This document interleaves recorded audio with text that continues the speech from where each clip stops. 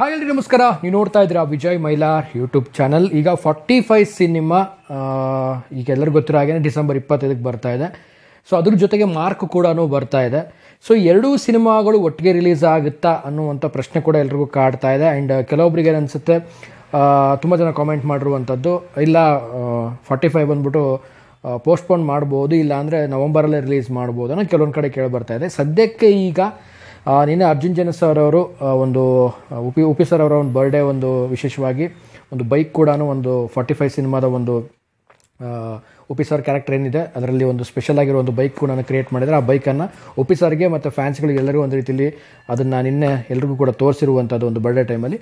So ಈ ವಿಚಾರವಾಗಿ ಇವತ್ತು ನಾನು ಏನು ಹೇಳ್ತಾ ಇದ್ದೀನಿ ಅಂತಂದರೆ, ಸೊ ಅವರು ಒಂದು ಮಾತನ್ನು ಹೇಳ್ತಾರೆ, ಯಾವುದೇ ರೀತಿ ಬದಲಾವಣೆ ಇಲ್ಲ ಅನ್ನೋ ಹಾಗೆ ಒಂದು ಹೇಳಿರುವಂಥ ಮಾತುಗಳು. ಏನು ಕತೆ ನಿಜವಾಗ್ಲೂ 45 ಸಿನಿಮಾ ಒಂದು 25ನೇ ತಾರೀಕಿಗೆ ಬರುತ್ತಾ, ಸೊ ಏನು ಕತೆ ಬಂದರೂ ಕೂಡ ಒಂದು ಥಿಯೇಟರ್ ಸಮಸ್ಯೆಗಳಾಗುತ್ತೆ, ಏನು ಕತೆ ಇದ್ರ ಬಗ್ಗೆ ಸ್ವಲ್ಪ ಮಾತಾಡಬೇಕು. ಸೊ ಮಾತಾಡ್ತೀನಿ ಆ್ಯಂಡ್ ನನಗನ್ಸಿರೋ ಅಭಿಪ್ರಾಯನ ನಿಮ್ಮ ಮುಂದೆ ಹಂಚ್ಕೊಳ್ತೀನಿ ಅಂತ ಹೇಳ್ತಾ ಇವತ್ತಿನ ವಿಡಿಯೋನ ಬೇಗ ಶುರು ಮಾಡ್ತಾ ಇದ್ದೀನಿ. ಶುರು ಮಾಡೋಕ್ಕೆ ನಾವು ಮುಂಚೆ ನನಗೆ ಯಾರು ಸಬ್ಸ್ಕ್ರೈಬ್ ಮಾಡ್ಕೊಂಡಿಲ್ಲ ಸಬ್ಸ್ಕ್ರೈಬ್ ಮಾಡ್ಕೊಳ್ಳಿ. ಇನ್ಸ್ಟಾ, ಫೇಸ್ಬುಕ್ ಹಾಗೆ ಎಕ್ಸೆಲ್ ಫಾಲೋ ಮಾಡೋದನ್ನು ಮರಿಬೇಡಿ. ಸೊ 45 ಸಿನಿಮಾಗೂ ಕೂಡ ತುಂಬಾ ಒಂದು ವೇಟಿಂಗ್ ಇರುವಂಥದ್ದು. ಯಾಕೆಂದರೆ ಶಿವಣ್ಣ ಅವರು ಮತ್ತು ಉಪಿ ಸರ್ ಅವರ ಒಂದು ಕಾಂಬಿನೇಷನ್ನು ಆಫ್ಟರ್ ಲಾಂಗ್ ಟೈಮ್ ಬರ್ತಾ ಇರುವಂಥದ್ದು. ಸೊ ತುಂಬಾ ಒಂದು ಎಕ್ಸ್ಪೆಕ್ಟೇಷನ್ ಇದೆ ಈ ಸಿನಿಮಾದ ಮೇಲೆ ಕೂಡ. ಸೊ ನನಗೆ ಈ ಒಂದು ಸಿನಿಮಾದ ಒಂದು ರಿಲೀಸ್ ಡೇಟ್ ಬಗ್ಗೆ ಅನಿಸಿದ್ದೇನು ಅಂತ ಅಂದರೆ, ಸೊ ಡಿಸೆಂಬರ್ 25ನೇ ತಾರೀಕಿಗೆ ಸೊ ಮಾರ್ಕ್ ಸಿನಿಮಾ ಕೂಡ ಬರ್ತಾ ಇದೆ. ಸೊ ಅದ್ರ ಜೊತೆಗೇ 12ನೇ ತಾರೀಕಿಗೆ ಡೆವಿಲ್ ಕೂಡ ಇದೆ. ಸೊ 45 ಕೂಡ ಬಂತು ಅಂದರೆ ಒಂದೊಂದು ಸಿಟಿಲಿರುವಂಥ ಥಿಯೇಟರ್ಸ್ಗಳನ್ನು ನಾನು ಕೌಂಟ್ ಮಾಡಿದೆ. ಸೊ ಕೆಲವೊಬ್ರು ಕೂಡ ಕಾಮೆಂಟ್ ಮಾಡಿದ್ರು, ಎಲ್ಲ ಕಾಮೆಂಟ್ ಕೂಡ ನಾನು ಪ್ರೀವಿಯಸ್ ಒಂದು ವೀಡಿಯೋದಲ್ಲಿ ಕೇಳಿದ್ದೆ, ನಿಮ್ಮ ಊರಲ್ಲಿ ಎಷ್ಟು ಥಿಯೇಟರ್ ಇದೆ ಏನು ಅಂತ. ಸೊ ಎಲ್ಲ ಕೂಡ ನನಗೆ ಆದಷ್ಟು ಗೂಗಲಿಂದನೂ ಕೆಲವೊಂದು ಕಡೆ ಸರ್ಚ್ ಮಾಡಿ ನೋಡಿದಾಗ ಕೆಲವೊಂದು ತಾಲೂಕುಗಳಲ್ಲಿ ಒಂದೊಂದು ಥಿಯೇಟ್ರ್ಗಳಿದೆ, ಕೆಲವೊಂದು ತಾಲೂಕುಗಳಲ್ಲಿ ಥಿಯೇಟರ್ಸ್ಗಳಿಲ್ಲ, ಒಂದೊಂದು ಜಿಲ್ಲೆಯಲ್ಲಿ 2 ಥಿಯೇಟ್ರ್ಗಳಿದ್ದಾವೆ, ಬೇಡ ಅಂದರೂ 3 ಇದ್ದಾವೆ. ಸೊ ನಾನಿರುವಂಥ ಸಿಟಿ ಅಂದರೆ ದಾವಣಗೆರೆಯಲ್ಲಿ 5 ಥಿಯೇಟರ್ಸ್ಗಳಿದೆ ಸದ್ಯಕ್ಕೆ ರನ್ ಇರುವಂಥ ಥಿಯೇಟರ್ಸ್ಗಳು. ಸೊ ಇದನ್ನೆಲ್ಲ ನೋಡೋದಾಯಿತು ಅಂತಂದರೆ ಥಿಯೇಟರ್ ಸಮಸ್ಯೆ ಕೂಡ ಕಾಡುತ್ತೆ ಅಂತ ಅನ್ನಿಸ್ತು ನನಗೆ. ಹೇಗೆ ಅಂತಂದರೆ, ಸೊ ಡೆವಿಲ್ ಸಿನಿಮಾ ರಿಲೀಸ್ ಆಗಿರುತ್ತೆ. ಸೊ ಡೆವಿಲ್ ಸಿನಿಮಾ ರಿಲೀಸ್ ಆದಾಗ ಸೊ ಗೊತ್ತಿರುವಾಗೇ ಮೋಸ್ಟ್ ವೇಟೆಡ್ ಸಿನಿಮಾ ಆಗಿರೋದ್ರಿಂದ ಸೊ 2 ಕಡೆ ರಿಲೀಸ್ ಆಗುತ್ತೆ, 2 ಥಿಯೇಟ್ರಲ್ಲಿ ರಿಲೀಸ್ ಆಗುತ್ತೆ. ಯಾವುದೇ ಸ್ಟಾರ್ ಸಿನಿಮಾ ಆಗಿರ್ಬೋದು 2 ಥಿಯೇಟ್ರಲ್ಲಿ ರಿಲೀಸ್ ಆಗುತ್ತೆ. ಸೊ ಅದು ಆಗ್ತಿದ್ದ ಹಾಗೆಯೇ ನೆಕ್ಸ್ಟ್ ರಿಲೀಸ್ ಆಗುವಂಥ ಸಿನಿಮಾ ಮಾರ್ಕ್ ಆಗಿರ್ಬೋದು ಮತ್ತು 45 ಆಗಿರ್ಬೋದು. ಸೊ ಇವು 2 ದೊಡ್ಡ ಸ್ಟಾರ್ ನಟರಾಗಿರೋದ್ರಿಂದ, ಎಲ್ಲರೂ ಕೂಡ ಒಂದು ದೊಡ್ಡ ಸ್ಟಾರ್ ನಟರ ಸಿನಿಮಾ ಆಗಿರೋದ್ರಿಂದ 2 ಥಿಯೇಟ್ರಲ್ಲಿ ರಿಕ್ವೈರ್ಮೆಂಟ್ ಇರೋದ್ರಿಂದ ಎಲ್ಲೆಲ್ಲಿ ಥಿಯೇಟರ್ಸ್ಗಳು ಸಿಗುತ್ತೆ ಅನ್ನುವಂಥದ್ದು.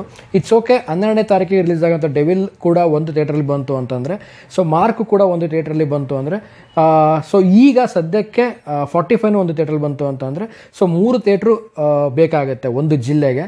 ಸೊ ಅದ್ರ ಜೊತೆಗೆ ಕಾಂತಾರ ಕೂಡ ಒಂದು ಬ್ಲಾಕ್ ಬಾಸ್ಟರ್ ಹಿಟ್ ಕೊಟ್ಟಂಥ ಸಿನಿಮಾ, ಅದು ಕೂಡ ಒಂದು ಸಕ್ಸಸ್ಫುಲ್ಲಾಗಿ ರನ್ ಆಗ್ತಾ ಇದೆ. ಸೊ ಅದು ಕೂಡ ಕ್ಯಾರಿ ಓವರ್ ಆಯಿತು ಅಂತ ಅಂದರೆ ಸೊ ಅಲ್ಲಿಗೆ 4 ಥಿಯೇಟ್ರ್ ಕನ್ನಡ ಸಿನಿಮಾಗಳಿಗೆ ಬೇಕಾಗುತ್ತೆ.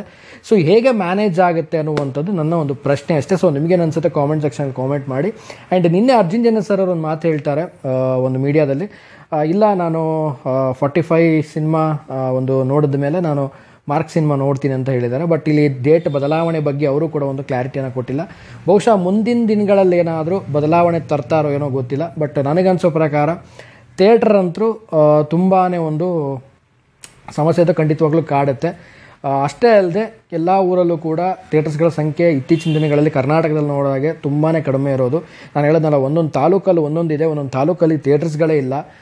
ಬೇಡ 3 ಥಿಯೇಟ್ರ್ ಇದ್ದರೆ ಒಂದು ಜಿಲ್ಲೆಯಲ್ಲಿ, ಒಂದು ಜಿಲ್ಲೆಗೆ ಮಾತ್ರ ಹೇಳ್ತಾ ಇರೋದು, ಜಿಲ್ಲೆಯಲ್ಲಿ ಮಾತ್ರ ಒಂದು 3 ಥಿಯೇಟ್ರ್ ಇತ್ತು ಅಂತಂದರೆ ಅದು ದೊಡ್ಡದು. ಸೊ 5 ಇತ್ತು ಅಂದರೆ ಇನ್ನೂ ಗ್ರೇಟ್ ಅಂತಲೇ ಹೇಳ್ಬೋದು. ಸೊ ಮಲ್ಟಿಪ್ಲೆಕ್ಸ್ಗಳು ಎಲ್ಲ ಕಡೆನೂ ಇರೋಲ್ಲ, ಕೆಲವೊಂದು ದೊಡ್ಡ ಸಿಟೀಸ್ಗಳಲ್ಲಿ ಮಲ್ಟಿಪ್ಲೆಕ್ಸ್ ಇರುತ್ತೆ.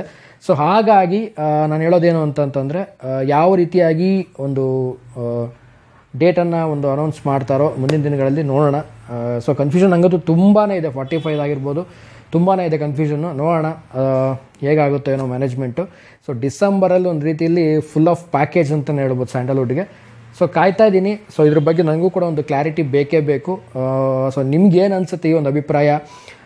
ಮಾರ್ಕು ಮತ್ತು 45 ಎರಡೂ ಅಟ್ ಎ ಟೈಮಲ್ಲಿ ಬಂದರೆ ಹೇಗೆ ಅನಿಸುತ್ತೆ? ಥಿಯೇಟ್ರ್ಗಳಲ್ಲಿ ಏನಾದರೂ ಕೊರತೆ ಆಗುತ್ತೆ ಅಂತ ನಿಮಗೆ ಅನ್ನಿಸ್ತಾ ಇದೆಯಾ? ಏನು ಕತೆ ಕಾಮೆಂಟ್ ಮಾಡಿ ತಿಳಿಸಿದ್ರ ಬಗ್ಗೆ ಅಂತ ಹೇಳ್ತಾ ಸೊ ವಿಡಿಯೋ ಮುಗಿಸ್ತಾ ಇದ್ದೀನಿ. ಸೊ ಮುಗಿಸೋದಕ್ಕಿಂತ ಮುಂಚೆ ಚಾನಲ್ಗೆ ಇನ್ನೂ ಯಾರು ಸಬ್ಸ್ಕ್ರೈಬ್ ಮಾಡದೆ ನೋಡ್ತಾ ಇದ್ದೀರಾ, ದಯವಿಟ್ಟು ಸಬ್ಸ್ಕ್ರೈಬ್ ಮಾಡ್ಕೊಳ್ಳಿ.